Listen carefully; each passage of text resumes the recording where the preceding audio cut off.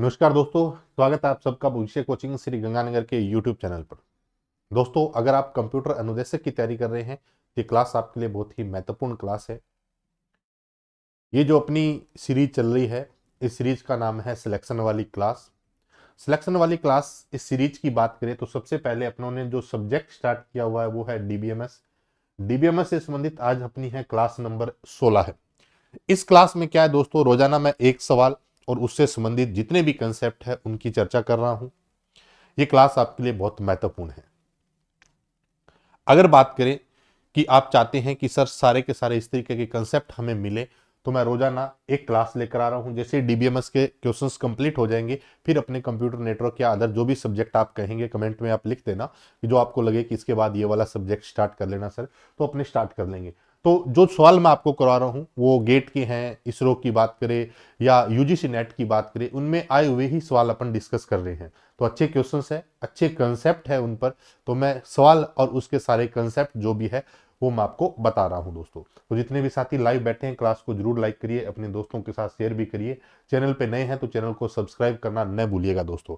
तो आज का सवाल क्या है देखिए दोस्तों। तो सिलेक्शन वाली सीरीज की बात करें तो आज क्लास नंबर कितनी होने जा रही है, 16 नंबर क्लास होने जा रही है। इस क्लास में जो सवाल है दोस्तों, ये गेट सीएस 1999 में पूछा गया है। मैंने कहा कि गेट की बात करें, यूजीसी नेट की बात करें, यही क्वेश्चंस मैं आपको करवा रहा हूं। सवाल क्या है पढ़ लेते हैं। आर एक कोई रिलेशन है, रिलेशन मतलब टेबल है। अब जानते हैं अगर कोई डेटा किसी टेबल फॉर्मेट में रखा जाए तो उसको हम आरडीबीएमएस कहते हैं। आरडीबीएमएस मतलब relational database, relational database management system, management system, relational database है मैनेजमेंट सिस्टम कहते हैं। तो आर यहां पर क्या है, रिलेशन। रिलेशन बोल दो या टेबल बोल दो, कई बार ये सवाल भी पूछा गया है। चाहे आप क्या बोल दो, रिलेशन बोल दो, या आप इसको क्या बोल सकते हैं, टेबल भी बोल सकते हैं। रिलेशन बोल दो चाहे क्या बोल दो, टेबल बोल दो। एक रिलेशन है जिसके एट्रीब्यूट ए है, बी है, सी है, डी है, ई और एफ है। Be a relation scheme with the flowing dependency. Dependency मतलब एफडी है।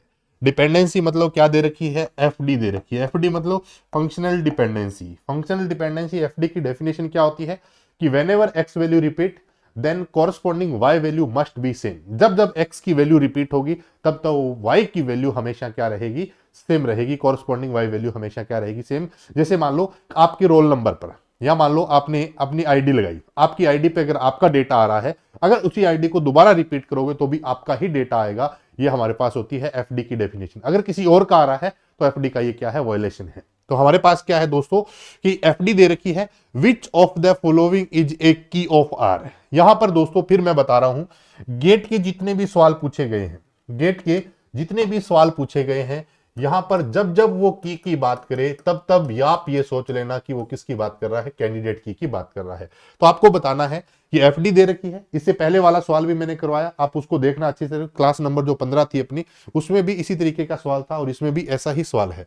आपको कोई एफडी दे रखी है और एफडी से आपको क्या फाइंड करनी है, कैंडिडेट की फाइंड करनी है। एट्रीब्यूट दे रखे हैं, अगर किसी के क्लोजर से सारे एट्रीब्यूट आ रहे हैं तो आप कह सकते हैं कि हमारी कैंडिडेट की है, और नहीं आ रहे तो हम उसको स्किप करेंगे। तो आपके पास 4 ऑप्शन दिए हुए हैं। सबसे पहले सी और डी हमारी कैंडिडेट की हो सकती है, ईसी मिलकर हो सकता है, एई हो सकता है या एसी हो सकता है। तो सबसे पहले क्या कर लेते हैं दोस्तों, सिंपल यही है कि अगर आप चाहते हैं 2-3 बार 4 बार प्रैक्टिस कर लोगे तो आप डायरेक्ट भी कर सकते हैं, क्लोजर लेने की आवश्यकता नहीं है। लेकिन फिर भी जो मेथड है वो मैं बता देता हूं। सबसे पहले अपन क्या कर लेते हैं, इसका क्लोजर लेते हैं, सी और डी का। क्लोजर लेने का मतलब ये होता है दोस्तों कि सी और डी से एफडी में चेक करो क्या क्या आ सकता है। देखो सी से एफ आ रहा है, सी से क्या आ रहा है, एफ आ रहा है। और डी से अगर बात करें तो डी से कुछ भी नहीं आ रहा है, डी से कुछ भी नहीं आ रहा। तो अगर बात करें सी और डी की बात करें तो सी का क्लोजर, अगर सी की बात करें तो सी से क्या आ गया, डी आ गया, और एक हमारे पास एफ आ गया।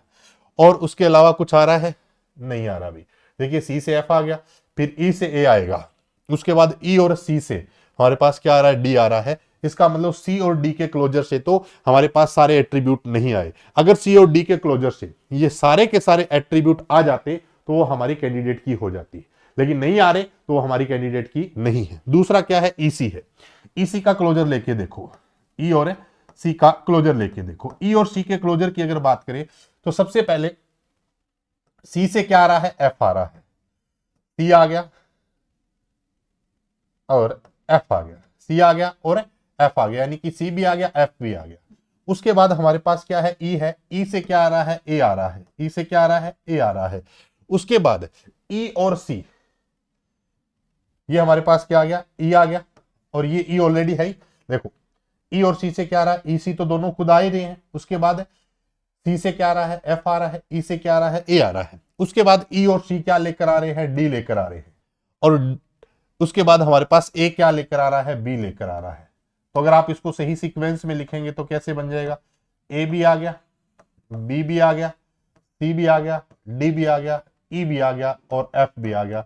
एट्रीब्यूट काउंट कर लो कितने हैं, एक है, दो है, तीन है, चार है, पांच है, छह है। काउंट करने की जरूरत नहीं है। कई बार क्या होता है बीच में कोई मिस हो जाए, मान लो ये तो कंटिन्यू है, कोई मान लो सी नहीं दिया हो, कुछ भी है, तो आप इनको थोड़ा काउंट कर लें। क्या है हमारे पास, A B C D E F तक है, तो सारे के सारे आ रहे हैं, तो ई सी हमारी क्या हो जाएगी, कैंडिडेट की हो जाएगी। अब क्लोजर लेने में किसी स्टूडेंट को लगे कि सर क्लोजर कैसे लेते हैं, तो सिंपल सी बात है दोस्तों, ई और सी का क्लोजर ले रहे हैं, यानी कि ई और सी का मतलब है एक एक्स व्यक्ति है और एक वाई व्यक्ति है। इन दोनों के कहने से कौन कौन आ सकता है।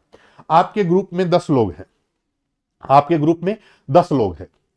अगर मैं अकेला चाहूं कि मेरे कहने से सारे के सारे व्यक्ति मेरे साथ आ जाए, तो मैं अकेला कैंडिडेट की हूं। मेरे अकेले से नहीं, मेरा एक दोस्त है, हम दोनों के कहने से सारे के सारे आ रहे हैं, तो हम दोनों मिलकर क्या बना रहे हैं, एक कैंडिडेट की बना रहे हैं। सेम हमारे पास क्या था, ई और सी दोनों ने मिलकर इन सबको क्या कर लिया, आइडेंटिफाई कर लिया।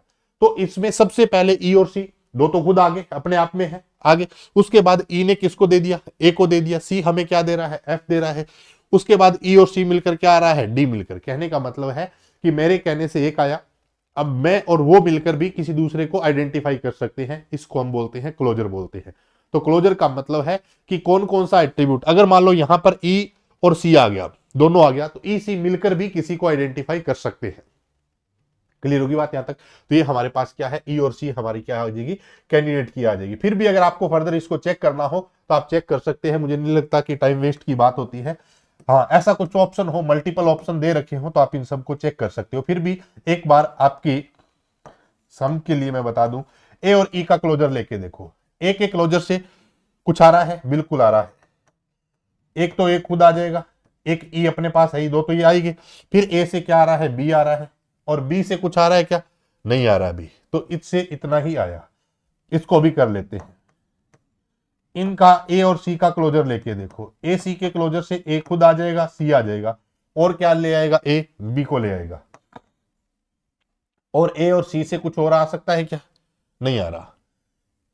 ए और सी से कुछ और है, नहीं आ रहा। सी से एफ आ रहा है ना, सी से क्या आ रहा है, एफ आ रहा है। और कुछ हो सकता है, नहीं हो सकता। ये हमारे पास है। तो इनके क्लोजर से सारे एट्रीब्यूट नहीं आ रहे, ई और सी के क्लोजर से सारे एट्रीब्यूट आ रहे हैं। तो ई सी हमारी क्या है दोस्तों, कैंडिडेट की है। तो इस सवाल की अगर बात करें तो हमारे पास है ई सी हमारी क्या हो जाएगी दोस्तों, कैंडिडेट की है। ई सी मेरी क्या हो जाएगी, कैंडिडेट की। ईसी मेरी क्या है, कैंडिडेट की। बहुत सारे साथियों को यह भी डाउट होता है कि सर इसको सीई लिख सकते हैं, ये भी आप लिख सकते हैं। एट्रीब्यूट में इसका कोई रोल नहीं है कि पहले ये लिखा जाए पहले ये लिखा जाए, दोनों ही सही है साथियों। ये भी विशेष ध्यान रखना कि सीई लिख दो या ईसी लिख दो, क्योंकि जनरली सिंपल एक डाउट भी बन सकता है कि सर पहले ई आए सी आए, ऐसा आगे पीछे लिखा हो तो भी, अगर आप मान लो क्लोजर ले रहे हैं इस तरीके से लिखो तो भी सही है, और आप इसको कंटिन्यूटी जिस फॉर्मेट में दिया हुआ है या मान लो अल्फाबेटिकली अगर लिखना चाहो तो भी लिख सकते हो, कोई बड़ी बात है नहीं है। हो गया क्लियर। तो ये था दोस्तों गेट सीएस 1999 का क्वेश्चन, जो हमारे पास कैंडिडेट की से रिलेटेड था, जिसमें एफडी भी दी हुई है। अब अगर बात करें हमारे पास क्या है कि अगर आप चाहते हैं कि इस कंसेप्ट को आप कंप्लीट सीखना चाहते हैं, तो आप basic computer instructor, senior computer instructor, ये लाइव बैच चल रहे हैं। अगर कोई साथी राजस्थान पुलिस पटवार का भी एग्जाम दे रहा है तो इसका भी लाइव बैच चल रहा है, तो आप मेरे साथ जुड़ सकते हैं इन बैच के माध्यम से भी। और एक मैं आपको कहूंगा कि अगर आपको क्लास अच्छी लगे तो जरूर एक कमेंट छोड़िएगा, अपने दोस्तों के साथ शेयर करिएगा। चैनल पे नए हैं तो चैनल को सब्सक्राइब करना न भूलिएगा दोस्तों। हो सकता है कि आज ये चीजें हैं क्योंकि भर्ती नहीं है तो आपका मन भी नहीं होता होगा पढ़ने के लिए, बट मैं फिर भी कहता हूं कि 5-10 मिनट 15 मिनट रोजाना निकालिए। मेरा भी फ्लो बना रहता है कि हाँ रोजाना की मुझे एक क्लास देनी है, और आपके लिए भी बेहतर है ये सारे के सारे क्वेश्चंस, और सारे क्वेश्चंस कर लोगे तो सारे कंसेप्ट भी सारे के सारे क्लियर हो जाएंगे दोस्तों। अगर आप इनकी पीडीएफ भी चाहते हैं तो भविष्य कोचिंग टेलीग्राम चैनल को आप ज्वाइन कर सकते हैं। टेलीग्राम चैनल की अगर बात करें, इसका लिंक इसी वीडियो के डिस्क्रिप्शन में मिल जाएगा। तो जितनी भी जो हमारे पास पीडीएफ है, जितनी भी पीडीएफ है उनको आप टेलीग्राम चैनल से ज्वाइन कर सकते हैं या वहां से डाउनलोड कर सकते हैं दोस्तों। और अगर कोई बैच की इंफॉर्मेशन चाहते हैं तो आप संपर्क कर सकते हैं 9828034129 पर दोस्तों। तो मिलते हैं एक और नई क्लास के साथ, तब तक के लिए नमस्कार, धन्यवाद दोस्तों।